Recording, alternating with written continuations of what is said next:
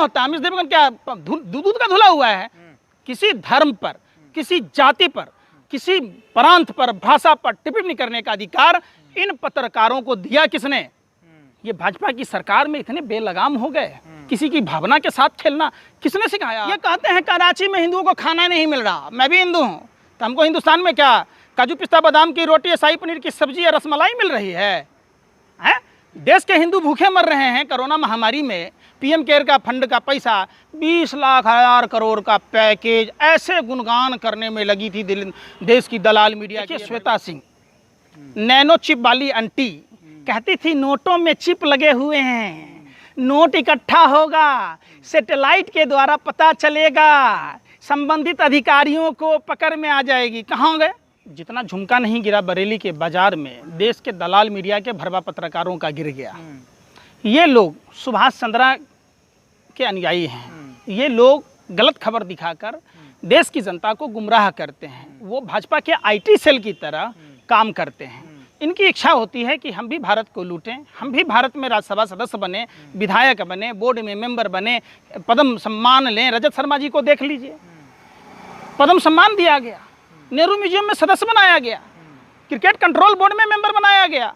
अर्नब गोस्वामी के 2 कौड़ी के लुच्चा पत्रकार के देखिए, इनके घर में भाजपा का उनके चाचा को, ताऊ को, सबको बनाया गया। किस तरीके से? कौन है?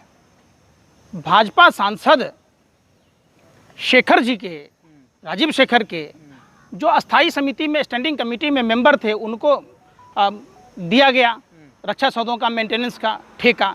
ये उस प्रवृत्ति के लोग हैं जो सरकारी संपत्तियों में दलाली करते हैं, लेकिन जो भरवागिरी करते हैं। अमित देवगन कौन होता है? अमित देवगन क्या दूध का धुला हुआ है?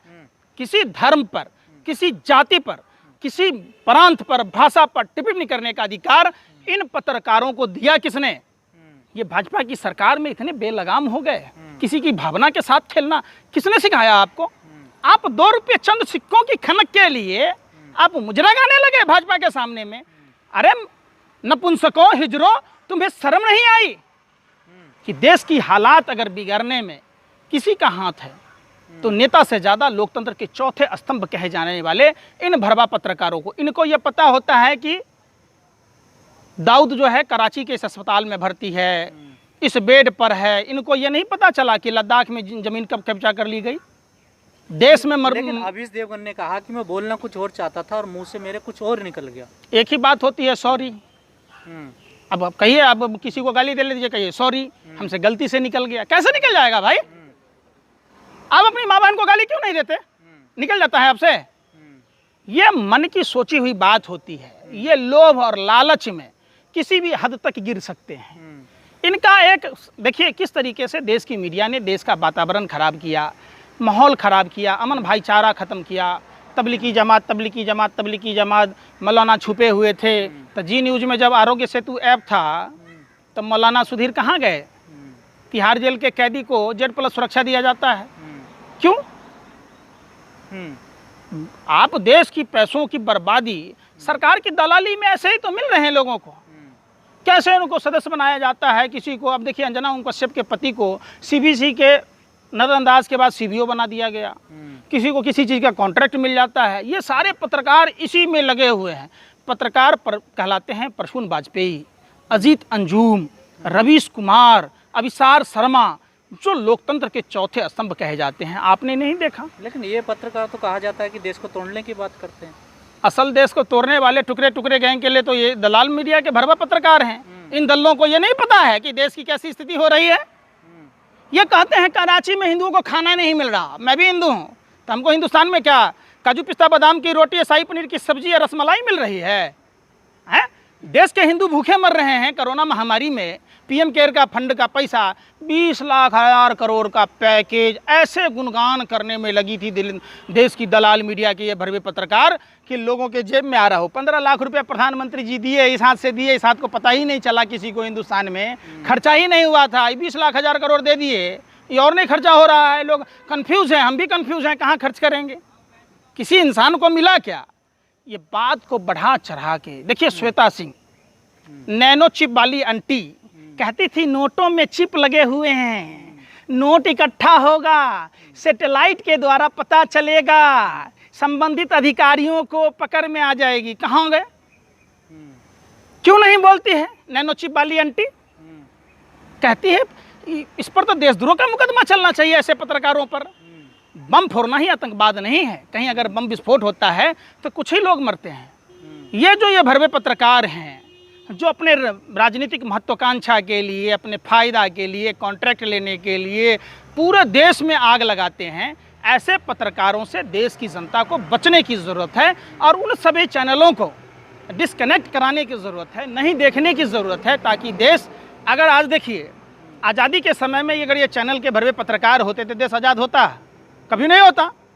ये तो शुक्र है कि उस समय चैनल नहीं थे, ऐसे लोग पत्रकार नहीं थे। उस समय के पत्रकार थे जो पत्रकार की कलम बोलती थी, गूंजती थी, क्रांतिकारियों की कलम की तरह चिंगारी पैदा करती थी, लोगों के अंदर में जज्बा पैदा करती थी, जो गोरे अंग्रेजों को सात समुंदर, ये रखेल के रूप में काम कर रहे काले अंग्रेजों के। सरकार घोटाला करे तो भी ठीक, बेच रहे तो भी ठीक, देश लुटा दिया तो भी ठीक। ट्रंप की गुलामी के बारे में ऐसे गुणगान कर रहे थे कि लग रहा था कि मानो इंडिया को क्या मिल गया। क्या मिला? अगर ट्रंप की बाराती अहमदाबाद शहर, जो कर्नावती शहर के नाम से जाना जाता था, कोरोनावती हो गया। ये सिर्फ दिखाते हैं विपक्षी पार्टियों के स्टेट में क्या हो रहा है। गुजरात का दिखाई नहीं रहे, क्यों नहीं दिखा रहे? अवीश देवगन की जो टिप्पणी थी, विवाद टिप्पणी थी, उसमें खासकर मुसलमानों में एक गुस्सा है लगातार, और वो लगातार अवीश देवगन का विरोध कर रहे हैं। उन्होंने FIR भी करी है। जो उन्होंने ख्वाजा को लेकर जो बोला था, जो अजमेर शरीफ में जो है, तो क्या लगता है ऐसी भाषा का प्रयोग करना चाहिए? देखिए क्या क्या बोला उनको। देश के हम सभी आवाम से हाथ जोड़कर विनती करते हैं, इतिहास के पीछे जाने की जरूरत नहीं है। वर्तमान में क्या चल रहा है, अगर आपको मधु चाहिए तो शहद की तरह एकत्र होकर रहना होगा, इकट्ठा होकर रहना होगा। जाति, धर्म, प्रांत, भाषा के नाम पर हम आपस में फूटेंगे तो हमारा देश ऐसे ही रहेगा ना, विनाशी होगा। घर में हम 4 भाई हैं, आपस में लड़ेंगे तो घर कभी विकास नहीं होगा। देश में, देश की आज़ादी के लिए सभी जाति, सभी धर्म के, औरंगजेब के बारे में ये दिखाया जाता है 1630 में चाइना पर आक्रमण करके औरंगजेब ने कैलाश मानसरोवर छीन लिया था। चाइना हमसे छीन लिया, फिर हम कैसे छीने? एक मुस्लिम शासक होके हिंदुओं भाइयों के लिए उन्होंने चाइना पर आक्रमण किया था। अब तो हिंदू राजा हैं, क्यों नहीं दिखाते? चिमयानंद को जमानत दे दी जाती है, तेल मालिश वाले बाबा भगवान का नाम लेके राम नाम रटना, पराया माल अपना, दिन के हरे हरे रात के घरे घरे। 49 वीडियो CD मिलने के बाद जो जज जमानत देता है उस जज को प्रमोशन दिया जाता है। जो जज अमित शाह को बरी करता है उसको CBC में बना दिया जाता है। तो जो जज, मीडिया अपना काम भूल गई है कि इस टाइम बिल्कुल लिप्त हो गया, बिल्कुल चाटुकारिता में संलिप्त है, तलवे चाटने में लगी है, अपने जमीर को बेच चुकी है। किसी हिंदुस्तान के पत्रकारों में ये औकात जो प्रधानमंत्री से रोजगार की बात पूछे, शिक्षा की बात पूछे, लोगों की कल्याणकारी योजनाओं के बारे में पूछे? आप पूछिए ना अस्पतालों में जाके कि कोरोना महामारी के समय में भाई के पास पैसे हैं कि नहीं हैं, ये अपने बच्चों के फीस दे पाएंगे कि नहीं दे पाएंगे, इनका भोजन कहाँ से चलेगा, ये कैसे रोटी रोटी को मोहताज हैं। युवाओं की रोजगार की बात नहीं करते। सीमाओं पर पूछने की हिम्मत है देश के दलाल मीडियाओं के कि पुलवामा की घटना की वो कार किसकी थी जिसमें 300 किलो RDX था? कैसे आया कार? जब दुनिया सैटेलाइट नासा बताता है कि हरियाणा में पराली जला, पंजाब में पराली जलता है तो धुआं होता है, प्रदूषण होता है, तो ये नासा नहीं बताएगा कि वो कार कहाँ से आई? वो कार नंबर से नहीं पता चलेगा कि वो कार किसकी थी, किसके नाम बुक थी? आखिर इतना बड़ा साजिश भारतीय फौजों के ऊपर कैसे हुआ, ये कौन बताएगा? ये देश पूछता है भारत। ये तरह तरह के प्रोपेगेंडा चलाते हैं अपने अपने परिवार के। लेकिन अवीश देवगन ने माफ़ी मांग ली है, उन्होंने खुद अपने ट्वीट भी किया है, उन्होंने एक वीडियो बना के जारी किया है, तो क्या उन्हें माफ कर देना? मैं एक चांटा मार के आऊँ, उनसे सॉरी बोल दूँ, उनको माफ़ कर देंगे? मैं उनको एक चांटा भरे सरेआम बाजार में मार के आऊँ और कहूँ जी सॉरी गलती हो गया, मैं बहक गया था, माफ़ हो जाएगा? क्यों मारा भाई? आप मानसिक दिवालियापन के शिकार हैं। आप बहक कैसे गए? आप अन्न खाते हैं, आप पढ़े लिखे लोग हैं, एक कैसे बहक सकते हैं आप? कैसे किसी पर कीचड़ उछाल सकते हैं आप? आपको दुनिया में किसी भी आदमी पर, गरीब पर, अमीर पर, किसी पर उंगली उठाने का आपका अधिकार नहीं है। आप किसी को रोटी दे नहीं सकते हैं, किसी को मान सम्मान दे नहीं सकते हैं, तो किसी का मान सम्मान छीनने का अधिकार नहीं है। कुछ लोग कह रहे हैं कि उन्हें न्यूज से निकाल देना चाहिए, न्यूज चैनल से निकाल बिल्कुल, पर FIR होनी ये चाहिए, जितने FIR में न्यूज़ जेल चैनल जाना चाहिए। बिल्कुल जेल जाना चाहिए, ताकि इनकी औकात का पता चले, ये देश में इस तरीके की दंगा फसाद की बात ना करें। देखिए, देश इकट्ठा होके चलेगा। देश में सभी जाति, सभी धर्म के लोग, सभी वर्ग के लोग एक रहेंगे, तभी हमारा देश मजबूत होगा। हिंदू अगर दिल है तो धड़कन मुसलमान होगा। हम सब एक रहें, मजबूत हमारा हिंदुस्तान होगा। अब इन बेचारों को देखिए, गर्मी में पानी की दिक्कत है, रहने की दिक्कत है, कैसे रह रहे हैं? मजबूरी में रह रहे हैं, कोई शौक से तो रह नहीं रहे।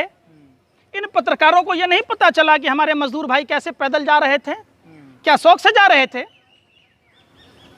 कैसे गर्भवती महिला सड़क पर बच्चे को जन्म दी? इतने निर्दयी सरकार, हवाई चप्पल छीनने वाली सरकार। 1947 की दास्तां याद करा दिया इन लोगों ने। जब 1947 से पहले देश की आज़ादी की लड़ाई लड़ रहा था, तो ये लोग, RSS के लोग, हिंदू महासभा के लोग अंग्रेजों की दलाली कर रहे थे। 1941 में सिंध प्रांत में सरकार बनाया, धर्म के आधार पर विभाजन की बात करी। 1941 में फजालू के साथ में बंगाल प्रांत में सरकार बनाई। सिंध प्रांत में 1943 में गुलाम हुसैन उद्दौला जिन्ना के साथ सरकार बनाई। ये लोग नहीं चाहते थे, अंग्रेजों के दलाल थे, मुखबिर थे, ये नहीं चाहते थे देश आज़ाद हो। आज भी फिर वही गुलाम की बात हो गई। ईस्ट इंडिया पार्ट 2 की सरकार है। सरकार से सवाल पूछना पत्रकारों का काम है। पत्रकार का काम प्रधानमंत्री जी के मनगढ़ंत बातों की, मन की बात बताना नहीं है। मन की बात घरवाली से किया जाता है।